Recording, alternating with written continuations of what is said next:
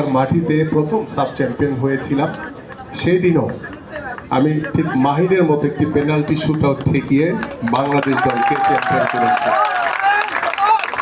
এবং শেষ হওয়ার সাথে সাথেই আমাদের মাননীয় প্রধানমন্ত্রী আমাদের এই বাংলাদেশ টিমকে অভিনন্দন জানিয়েছেন এবং আমার দেশবাসী যারা ফুটবল প্রেমী, যারা ফুটবলকে ভালোবাসে, সকল বাংলাদেশিরাও কিন্তু আমার এই বাংলাদেশ অনূর্ধ্ব-20 ফুটবল দলকে শুভেচ্ছা এবং অভিনন্দন জানিয়েছে।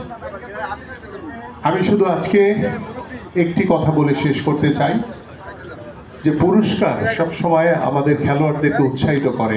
আমি যখন খেলেছি তখন আমরাও যখন চ্যাম্পিয়ন হয়েছি আমরা ভাবতাম হয়তো বা আমাদেরকে পুরস্কৃত করবে উৎসাহিত করার জন্য, কিন্তু আমি পুরস্কার হয়তো বা সাময়িক, কিন্তু আমাদের এই অর্জন এটাকে ধরে রাখা হচ্ছে সবচেয়ে বড় কঠিন একটি কাজ।